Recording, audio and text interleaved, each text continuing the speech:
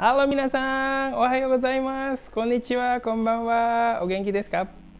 Mata o会いしましたね。日本語能力試験の申し込みはどうでしたか？申し込みできました？できなかった皆さん残念ですけれども、また次のですね、試験に頑張ってください。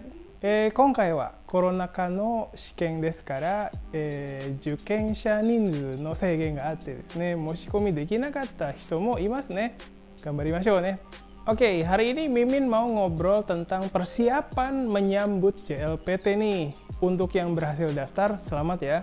Untuk yang belum bisa daftar, ayo coba lagi di pelaksanaan berikutnya. Kali ini penjelasannya dibagi jadi dua bagian, yaitu persiapan sebelum hari H ujian dan persiapan di hari H ujian. Terus persiapan di hari H ujian juga dibagi jadi beberapa bagian, yaitu persiapan pas sebelum masuk ruang ujian dan setelah masuk ruang ujian. Penjelasan yang Mimin sampaikan ini disusun berdasarkan pengalaman Mimin baik sebagai peserta maupun sebagai pengawas ya. Untuk minasang yang baru banget dengan JLPT, bisa mulai dengan video cara daftar JLPT yang ada di channel ini juga ya. Oke, kita langsung masuk ke penjelasan mengenai persiapan sebelum hari H ya. Pertama, minasang siapkan dokumen fisik dari kartu ujian dan kartu tanda pengenal. Dokumen fisik ya minasang ya. Terus kartu tanda pengenalnya ini bisa macam-macam. Ada KTP, ada kartu identitas anak, ada kartu keluarga, kartu pelajar, dan untuk orang asing bisa pakai paspor. Nah, untuk area Jakarta ada kemungkinan akan diminta surat domisili ya. Misalnya KTP-nya ini dari luar, tapi tinggal di Jakarta. Nah, ada kemungkinan minasang akan diminta untuk memperlihatkan surat domisilinya ya. Jadi disiapkan juga. Terus siapkan juga alat tulis minasang, seperti pulpen, pensil 2B. Kalau nggak ada 2B bisa juga HB ya. Terus penghapus ya, terus pengeruk pensil ya. Terus jangan lupa untuk cek lokasi ujian. Nah, kalau minasang mau cek lokasinya, ini bisa cek di websitenya jlptonline.or.id. Nah, di situ ada menu lokasi minasang, bisa cek di situ ya. Mengenai lokasi ini nanti akan ada pemberitahuan lebih lanjut lagi sih dari pihak panitia ya, biasanya lewat email. Nah, minasang pastikan minasang selalu rutin melihat email ya, nanti supaya minasang nggak melewatkan informasi dari panitia. Terus terakhir, pastikan transportasi dari tempat tinggal ke lokasi ujian ya. Kadang ada lokasi ujian yang melarang peserta ujiannya untuk bawa kendaraan pribadi ya. Jadi nanti minasang cek lagi ya informasi dari panitia. Oke, itu tadi persiapan sebelum hari H ujian ya. Kalau ada yang kurang, mohon tulis aja di kolom komentar ya minasang. Selanjutnya, penjelasan mengenai persiapan di hari H ujian nih. Penjelasan ini dibagi jadi dua lagi, yaitu penjelasan untuk ketika minasang masih di luar ruang ujian dan penjelasan ketika minasang udah di dalam ruang ujian. Oke, sekarang Mimin jelaskan ketika minasang masih di luar ruang ujian ya. Pertama, pastikan minasang bawa barang-barang yang udah dijelasin di bagian awal tadi ya. Terus sebaiknya minasang datang lebih awal ya. Ujian itu pada dasarnya dimulai dari jam 9 pagi. Tapi minasang ini perlu pastikan ruang ujian dan posisi nomor ujiannya ada di mana.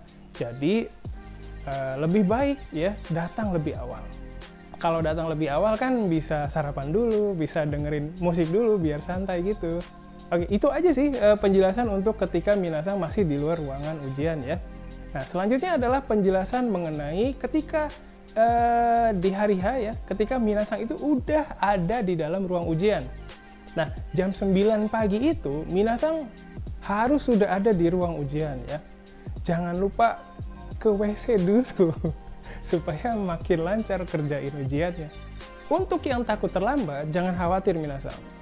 Terlambat itu ya nggak boleh sebenarnya, tapi kalau minasang terlambat ya, jangan lebih dari 10 menit minasang. 10 menit dari waktu ujian ya. Kalau lebih dari 10 menit ya minasang nggak bisa ikut ujian. Terus pas di dalam ruangan ujian, pastikan HP minasang dalam keadaan silent mode atau kalau mau aman dimatiin aja. Terus pastikan jam tangan minasang juga nggak ngeluarin bunyi ya. Soalnya kalau jam tangan atau HP minasang itu bunyi atau bergetar, minasang bisa dianggap melakukan pelanggaran dan tidak diizinkan ikut ujian lagi. Terus pastikan minasang ikuti instruksinya pengawas ya. Kalau nggak ikuti itu juga dianggap pelanggaran loh. Nah, ntar kan pengawasnya periksa kartu ujian dan kartu tanda pengenalnya nih. Nah, untuk minasang yang ada kesalahan nama, silakan lapor di sini. Pastikan laporan minasang dicatat sama pengawasnya. Nah, terus ntar para pengawas itu akan jelaskan peraturan-peraturan gitu minasang. Terus ntar minasang bakal dibagiin lembar soal dan lembar jawaban. Kalau lembar jawaban untuk N1 dan N2 kalau nggak salah itu ada 2 lembar, dan kalau lembar jawaban N3, N4, dan N5 itu ada 3 lembar minasang. Terus Mimin mau jelasin tentang buklet soal nih, lembar soal ya. Nanti minasang akan diminta untuk tulis nama dan nomor ujian di buklet soal atau lembar soal ya. Silakan tulis di situ. Tapi soalnya jangan diintip ya minasang ya, nggak boleh.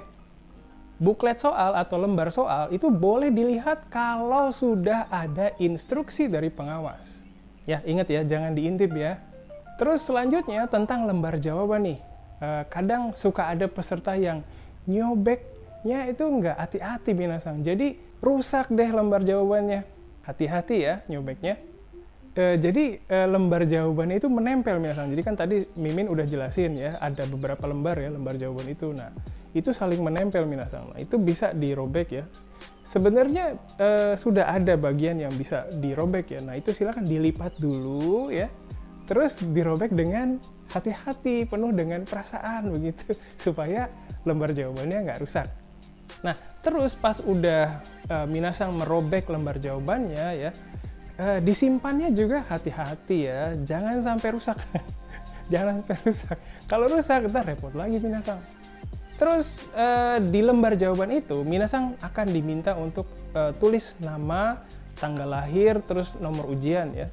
Terus kalau nggak salah, kita juga diminta menghitamkan nomor ujian tadi ya. Nah, jangan sampai ini nggak dilakuin ya minasang. Kalau tanggal lahir itu Mimin lupa ya, dihitamnya atau enggak ya. Ntar dicek aja ya minasang di hari H. Terus ingat minasang, sekali lagi Mimin ingetin nih, jangan kerjain soal sebelum diinstruksikan oleh pengawas ya. Kalau minasang kerjain duluan, ya ntar minasang dianggap melanggar peraturan dan akan keluar ruangan lebih dulu juga. Gimana minasang? Lumayan pusing kan dengerinnya? Kalau ada yang kurang ya, tambahin aja nanti minasang, tulis aja di kolom komentar. Terakhir nih minasang, ntar pas udah mau ujian pendengaran, pastiin minasang udah ke WC juga ya. Biasanya lumayan banyak juga yang ke WC loh, jadi ntar ngantri. Perhatikan waktu mulainya ujian juga ya, jangan sampai perhitungan minasang salah. Terus sebelum ujian pendengaran dimulai, nanti pengawas itu bakal ngetes suara dari ujian pendengarannya yang mau dipakai.